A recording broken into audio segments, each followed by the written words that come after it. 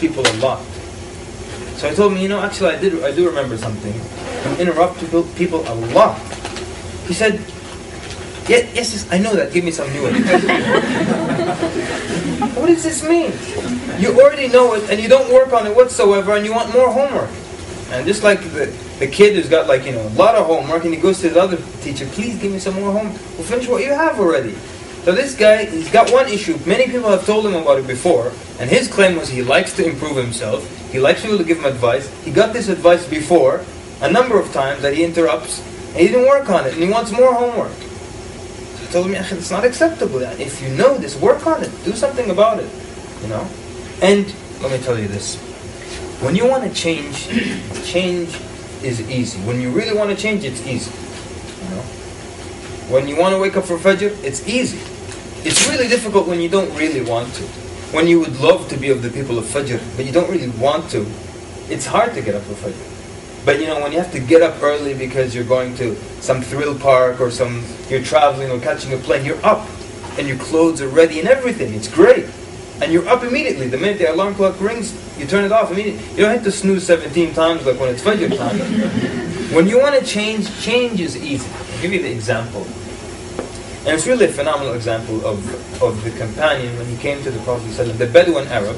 He came to the Masjid of the Prophet ﷺ, and then he told the Prophet ﷺ, I'm a man from the Bedouins, and I have their crudeness. We're harsh, they're hard, the Bedouins. So give me some advice.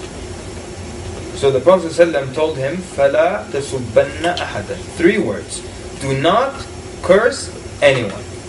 That's it. 3 words, he said. Do not curse anyone. So then look what he does, and look what happens immediately. He says, فَمَا سَبَبْتُ أَحَدًا وَلَا شَاةً وَلَا بَعِيرًا. He said, then I never from that day cursed anyone, nor any sheep, nor a camel. Now the Prophet said, don't curse people or animals. Why did he add animals? And why did just 3 words change him for the rest of his life? You know why? Because he wanted to change. He wanted to change. And if you interrupt people, and if you really want to change, is it that difficult? It's really not that difficult. It's not like he's going to be holding his mouth and then his other hand is going to be trying to free his mouth so he can interrupt people. It's not that difficult. If you really want to change, it's not that difficult. If you want to improve your akhlaq, you work on it.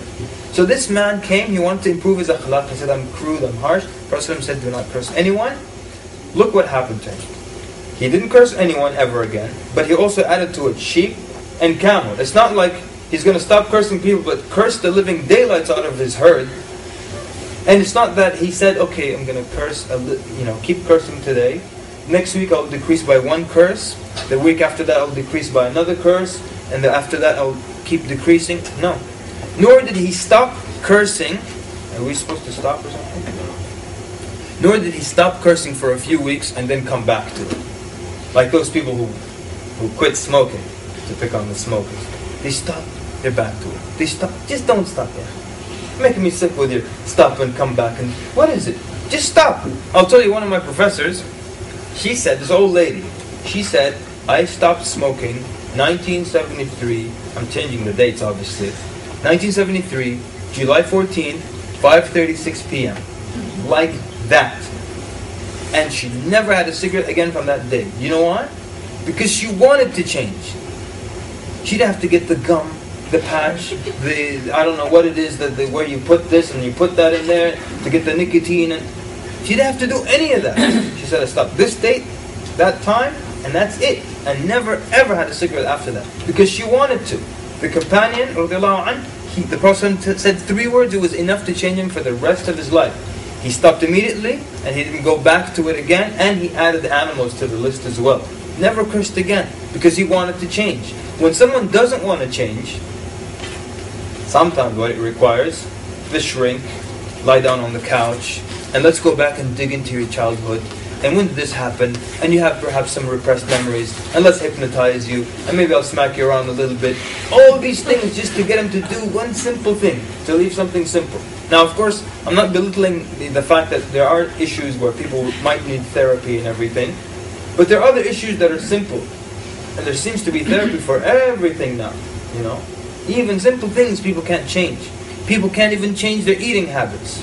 That you have to go get surgery done to to staple your stomach, or there's some device that now you put it in your mouth and it limits how much you can eat. I mean, how bad is it when I have to cover my mouth because I can't control myself?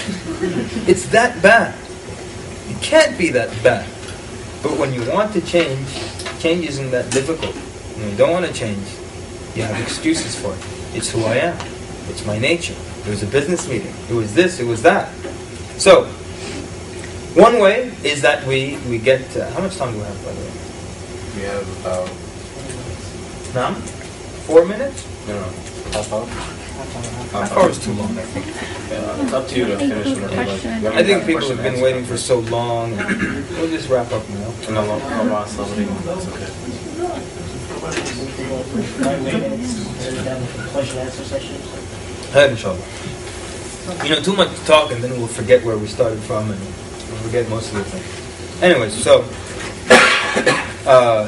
you know, now you're all probably students, you all study here together, and you all probably, you know, everyone in the room at least knows one other person. So we can all give each other advice, right? And when your brother comes or your sister comes to give you advice, you accept it.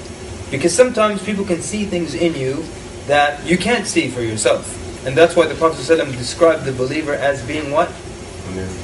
The mirror. Al-mu'min mir'atu akhi. That the believer is the mirror to his brother. And obviously the sister, the mirror to her sister as well. Now, and I don't have too much time for that, but it's another exercise in and of itself that's so amazing. Why did the Prophet ﷺ liken the believer to a mirror? Why to a mirror? Why didn't he just say the believer gives nasiha to his other believer, to his brother or to their sister? Why did he say like a mirror? You know, because I'm going to give you one. Maybe you can give me 5 or 10 others. So when you look in the mirror, let's say you're going out and there's some important event and you've got your outfit set. Everything is black on black. So you got a black tie, black suit, black shirt, black shoes, and you're black too, that's a bonus. And this is going to be really, really awesome, and it's incredibly cool. You stand in front of the mirror to check everything out, then you find a big feather, let's say a big white feather stuck in your hair. The mirror showed that to you in your reflection. Usually I would like to go with a big booger. I like disgusting things. So let's stick with the booger. So you see, I mean, because I don't want you to forget the example. You're in the mirror, you're looking at yourself, you're so cool, you give yourself the wink and the gun, and then you discover that there's something huge there. I mean, it's so big that it can speak. It says, hello. So now, do you get angry at the mirror because it showed you this flaw? Do you say, why did you show that to me? I was in a good mood, I was on cloud 9. Leave me to walk out like this. You appreciate the mirror showing you a flaw. Usually you wouldn't expect that you would appreciate someone or something showing you a flaw. But you should. What if your brother came to you and said, by the way, there's a huge nozola in your nose. Please remove it. You would say, Jazakallah khair. That's why when I was going like this to those people, they were looking at me funny. Thank you for being the only one who cared. So when the mirror shows you something, one, you appreciate what the mirror shows you, even if it's a flaw. True? Second thing, the mirror showed it to you immediately. It didn't say, well, he's feeling good now, let him walk out like this. When he comes at night, I'll show him that he has something wrong with him. It's like, now, I had a friend, I used to make this mistake for a year. I didn't know it was wrong, it was a fiqh issue. 1 year later, he tells me, oh, by the way, you do this and it's wrong. I said, yeah, akhi, for a year you've been seeing me do this mistake. You never told me?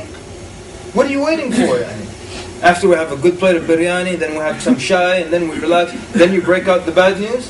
The mirror breaks out the bad news immediately, and you appreciate it, because I don't want to walk around with that. Right. So, it tells you immediately, you appreciate what it shows you, even if it's a flaw. Same way, your brother or your sister, they see a flaw, they tell you immediately. They don't let you walk around making a fool out of yourself. And even if they told you something wrong with you, you appreciate it because you want to correct it and fix yourself. Someone told me there's a list of like 30 things. What else? How else are you like a mirror when you give advice to your brother? You give it as it is. No. Jazakallah khair. Very good. The mirror shows you exactly